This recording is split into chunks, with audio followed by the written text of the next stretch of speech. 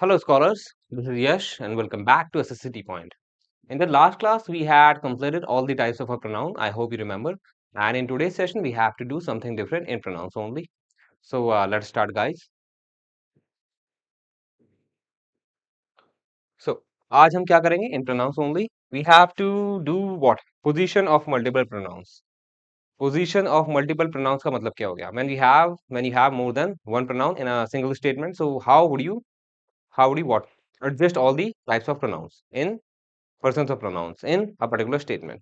तो वही ध्यान रखना है, मतलब जब एक से ज्यादा क्या हो प्रोनाउंस हो, persons of pronouns I mean, तो उस केस में उनको कहाँ फिट करना है, किस पोजीशन पे बैठाना है, तो वही हम पढ़ेंगे। ठीक है, इन अ सिंपल लैंग्वेज। तो first of all let me choose the colour which is what I always do. So अब इस केस में blue colour would be more suitable to this slide, है ना। तो देखो, जैसा कि मैंने आपको बता दिया, जब एक सिंगल स्टेटमेंट हो तो उसमें अगर एक से ज्यादा प्रोनाउन हो तो कैसे उनको एडजस्ट करना है। ऐसा नहीं कि कोई भी उठा के कहीं रख दो, ऐसा नहीं होता है। रूल नंबर 1, इसके कुछ 2 ही रूल हैं।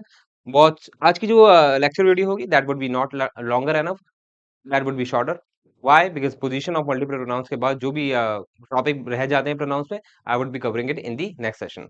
ठीक है? तो अब रूल नंबर 1 देख लेंगे। सीक्वेंस ऑफ पर्सन्स, ठीक है? I am talking about the person which are 1, 2 and 3, मतलब जो first person, second person, third person होते हैं। I am talking about only those person over here. ठीक है? Of a singular subjective pronoun, ये बात नोट करके रखनी है। ठीक है, पहले एक ये बात नोट करने करके रखनी है कि जो पर्सन है, कौन से पर्सन है, first second and third. And दूसरी बात क्या नोट करके रखनी है, सिंगुलर सब्जेक्टिव प्रोनाउन, मतलब कि वो जो प्रोनाउन होना चाहिए सिंगुलर होना चाहिए। दूसरा सब्जेक्टिव होना चाहिए। सब्जेक्टिव का मतलब जो सब्जेक्ट की फॉर्म में हो, like I will talk about I not me. ठीक है, यानी कि हम इसके बारे में बात करेंगे, इसके बारे में हमारा लेना देना नहीं है इन पोजिशन। ठीक है, प्रोनाउन होना चाहिए इन अ सिंगल स्टेटमेंट। एक ही सेंटेंस के अंदर होगा तो ही होगा, मतलब ऐसा नहीं है कि दो स्टेटमेंट है, एक में अलग पर्सन है, दूसरे में अलग पर्सन है, तो उससे कोई मतलब नहीं है। एक ही सिंगल स्टेटमेंट में जब when we have more than one person of a pronoun, then we have to follow this rule. तो देखो, ए क्या कहता है कि भाई, मतलब ये वाला part A, when more than one subjective pronoun, ठीक है, मैंने आपको जैसे बताया सब्जेक्टिव प्रोनाउन होना चाहिए, एक से ज्यादा होना चाहिए। ठीक है, is present in a positive statement. यहाँ पे एक बात और ध्यान रखनी, positive, the statement should be positive because we have some different rule in the negative one. तो पॉजिटिव स्टेटमेंट होनी चाहिए। The sequence will B, sequence क्या बनेगा, ये रट्टा मार लेना, 231 करके याद करना। Most of the students do it like this कि भाई 231 फॉर दी पॉजिटिव स्टेटमेंट, कि मतलब when you have what more than one subjective pronoun, एक से ज्यादा प्रोनाउन हो, सब्जेक्टिव फॉर्म में होने चाहिए, पॉजिटिव स्टेटमेंट होना चाहिए, मतलब कोई negative word in the sentence should not be there. And उसका जो सीक्वेंस बनेगा वो 231 बनेगा। इसको इस बात से ध्यान रखना। 231 का मतलब क्या हो गया, ये है सेकंड पर्सन, यानी कि पहले सेकंड पर्सन आएगा, then third person would be that, then the last one would be the first one. ठीक है, तो second person, third person and first person would be the correct sequence in the positive statement. देखो जैसे यहाँ पे है, three examples I have taken, जैसे you he and I are friends for ever. यहाँ पे यू क्या है, सेकंड पर्सन है, आई होप यू नो, है ना। ही क्या हो गया, थर्ड पर्सन हो गया। And I you know the I is a what, I is the first person. ठीक है, तो you he and I are friends for ever, ये ऐसे बनेगा। ठीक है, आप मतलब पोजीशन इंटरचेंज नहीं कर सकते हो, तो एरर हो जाएगा। ठीक है, तो इस तरीके से आ जाएंगे तुमको कि भाई मतलब एक स्टेटमेंट दे रखी होगी, उसमें ऐसे पार्ट करके एरर बना रखे होंगे, तो कुछ यहाँ प्रोनाउन होंगे, कुछ यहाँ होंगे, तो सीक्वेंस तुम्हें ध्यान रखना होगा, तो ये आ जाएगा। और कैसे पता लगेगा कि the error is of about position of multiple pronouns, पता लग जाएगा दो से ज्यादा प्रोनाउन हो, you will be able to get to it कि भाई यहाँ पे जो एरर है वो पोजीशन ऑफ मल्टीपल प्रोनाउंस का है। बिकॉज जब दो से ज्यादा या दो भी यूज करते हैं हम प्रोनाउंस, तो पता लग जाता है। ठीक है, और बाकी प्रैक्टिस करोगे you will be getting it yourself. ठीक है, तो आदत पड़ जाएगी देखने की कि भाई एक से ज्यादा प्रोनाउन है, सीक्वेंस में होने चाहिए। You and he I, sorry, यहाँ पे थोड़ा लाइट पड़ रही है ना, इसलिए थोड़ा मेरे को दिख नहीं रहा। You and he are antagonist to each other. अब इसका मतलब क्या हो गया, सबसे पहले ये वर्ड कितना प्यारा वर्ड है, एंटागोनिस्ट मतलब दुश्मन, है ना। यू एंड ही, यहाँ पे यू क्या हो गया, अब यहाँ पे जरूरी नहीं है आप दो से ज्यादा, यानी कि तीन प्रोनाउंस ही हो। कभी कभार दो प्रोनाउंस भी होते हैं, तो उसमें भी सीक्वेंस देखनी पड़ेगी, because more than one we are talking about, more than one, एक से ज्यादा पर्सन ऑफ प्रोनाउन होंगे किसी भी सिंगल स्टेटमेंट में, तो आपको ये रूल अप्लाई करना है। ठीक है, तो अब देखो यहाँ पे दो हैं, तो यहाँ पे भी देखना पड़ेगा, यू एंड ही, तो दो भी होंगे तभी ये रूल फॉलो होगा। इस केस में यहाँ पे कौन कौन से देख लो, यू सेकंड पर्सन है, ही थर्ड पर्सन है, तो अब ये वाला भूल जाओ, ठीक है, 2 और 3 बस ये ध्यान रखो 23 वाला, है ना?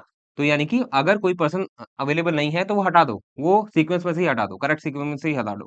तो यहाँ पे फर्स्ट वाला पर्सन नहीं है तो इसे हटा दो। तो 2 और 3 ये ध्यान रखो कि पहले सेकंड पर्सन आएगा then third would be there. ठीक है, you and he are antagonist to each other. भाई तुम और वह क्या है? एक दूसरे के दुश्मन हैं। ठीक है, उसके बाद है, ठीक है, उसके बाद I hope you can see the fonts, है ना? उसके बाद क्या कह रहा है? उसके बाद कह रहा है he and I love each other. ठीक है, उसके बाद कह रहा है he and I love each other. अब यहाँ पे भी देख रहे हो, सिंपल सी बात है, ही क्या हो गया? थर्ड पर्सन हो गया। ठीक है, और यहाँ पे थर्ड पर्सन है ये वाला। ठीक है, और आई क्या फर्स्ट पर्सन है? ये वाला हट गया। ठीक है, ये वाला नहीं है तो उसको इग्नोर कर दो फ्रॉम द करेक्ट सीक्वेंस। तो अब जो है दो को इग्नोर कर दो, तीन और एक ध्यान रखो कि पहले थर्ड पर्सन आएगा then first person would be there, love each other. भाई इसका मतलब क्या हो गया? वह और मैं एक दूसरे से क्या करते हैं? मोहब्बत करते हैं, प्यार करते हैं। ठीक है, बहुत सिंपल है, बस 231 करके ध्यान रखो। And these rules are asked in the examination. ऐसा नहीं है कि भाई सिलेबस है, सिलेबस में नहीं, सिलेबस में है सब कुछ। ठीक है, अब आगे बढ़ जाते हैं। आगे क्या कह रहा है? अब पार्ट बी कह रहा है सेम रूल का, रूल नंबर 1 का, when more than one subjective pronoun is present, यहाँ पे बिल्कुल कॉमन है, इन अ नेगेटिव स्टेटमेंट। मतलब पहली वाली क्या थी? पहली वाली let me show you again. पहली वाली में क्या था? पॉजिटिव स्टेटमेंट था। लेकिन अब इस केस में what you have to observe, negative statement होनी चाहिए। नेगेटिव स्टेटमेंट में कुछ नहीं करना। नेगेटिव स्टेटमेंट में सीक्वेंस क्या होगा? ये होगा 123। उस वाले में क्या था? पॉजिटिव स्टेटमेंट होगी तो ये होगा 231। अब नेगेटिव स्टेटमेंट में क्या है? 123, मतलब फर्स्ट पर्सन आएगा, फिर सेकंड आएगा, देन थर्ड आएगा। जैसे example I first person, you second person, ये हो गया, ये हो गया, sequence is correct. Are not almost alike. भाई तुम और मैं, है ना? यही है ना, मैं और तुम ये बिल्कुल एक जैसे या हल्के भी एक जैसे नहीं है। ऑलमोस्ट एक जैसे नहीं है, इसका मतलब ये हो गया because of the presence of not, so this statement has become negative one, so you have to follow this rule instead of this. ये वाला कर लेते हैं, आई यू एंड ही। आई क्या हो गया? फर्स्ट पर्सन, यू क्या हो गया? सेकंड, एंड ही क्या हो गया? थर्ड पर्सन, है ना? वर्ब समहाउ, तो वर्ब्स जो होगी वो भी accordingly, according to the subject, according to the number of subjects you have to follow, है ना? You have to use. ऐसा नहीं है कि यहाँ पे यू के साथ आ रहा है, ठीक है, ठीक है, यू के साथ ऐसा, इसको, हाँ, इसको इस बात के लिए मत देखना कि यहाँ पे यू आ रहा था यू के साथ आ रहेगा, नहीं। हमें जो है ये पूरा ही सब्जेक्ट बन गया, तो ये पूरा सब्जेक्ट है, ठीक है, तो मतलब प्लूरल सब्जेक्ट हो गया तो आ रहा है। ठीक है, ऐसा मत सोचना कि यहाँ पे जो वर्ब आया वो केवल यू के कारण आया है। यहाँ पे जो आर आई है वो यू के कारण नहीं है, वो आर जो है इसलिए है क्योंकि ये दो हैं, प्लूरल बन गए हैं। तो इस बात को भी ध्यान रखना। अब ऐसे ही तुम्हें लग रहा होगा यहाँ पे वर्ब नहीं आना चाहिए, जो बच्चा ये सोचेगा कि यहाँ पे जो वर्ब है वो इसके साथ में जो टच में सब्जेक्ट है या टच में प्रोनाउन है उसके अकॉर्डिंग आएगा, नहीं, ये वुड बी रॉन्ग। यहाँ पे जो वर आया है ये अगर ही के लिए होता तो वॉज आता, बट ऐसा नहीं है। यहाँ पे वर क्यों आया? Why I used were over here? Because of the presence of more than two pronouns, there are three. ठीक है, तो यहाँ पे एक दो तीन प्लूरल सब्जेक्ट हो गया, so that is why I chose were. तो ये भी ध्यान रखना इस बात को। ठीक है, I you and he were somehow related to one another by blood. इसका मतलब क्या हो गया? मैं, तुम और वह मतलब कैसे भी रिलेटेड थे एक दूसरे से बाय ब्लड। बाय ब्लड का मतलब क्या हो गया? जिसका जो सगे हों, है ना? जो सगे हों।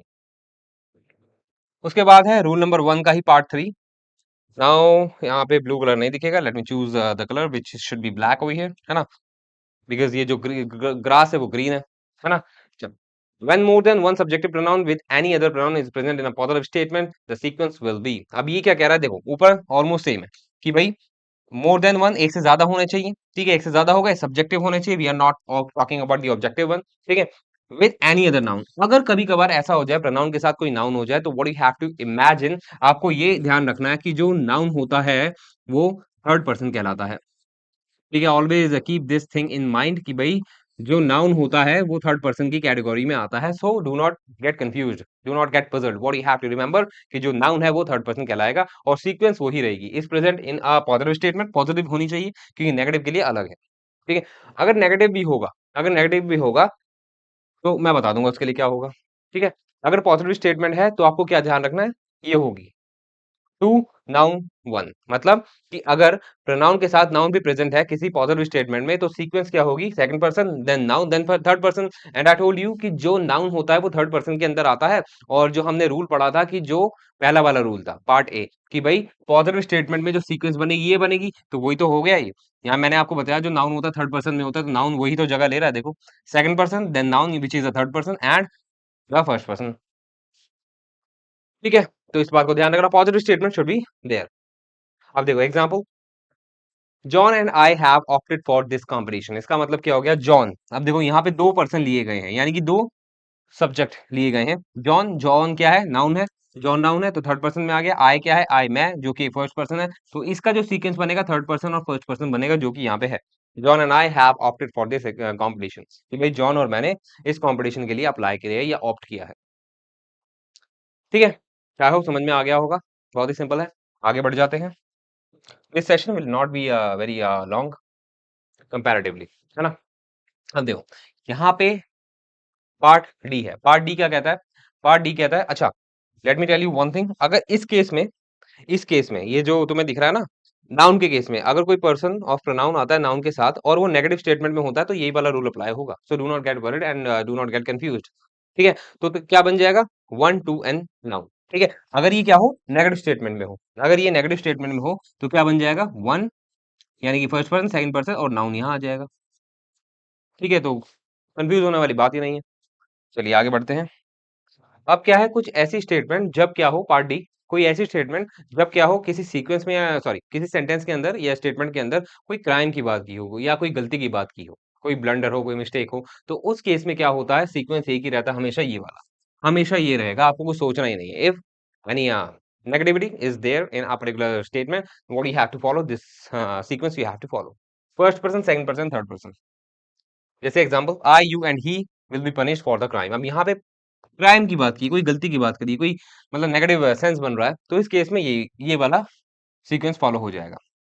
First person, you second person, he third person will be punished for the crime.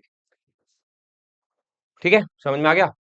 उसके बाद है ये वाला, you and he have made a blunder, blunder का मतलब क्या होता है, अच्छा मिस्टेक का मतलब क्या होगा, and what is the difference between both of the words. Blunder का मतलब होता है भूल चूक एंड मिस्टेक का मतलब होता है गलती, और दोनों में डिफरेंस आप खुद देख लो, पता होगा।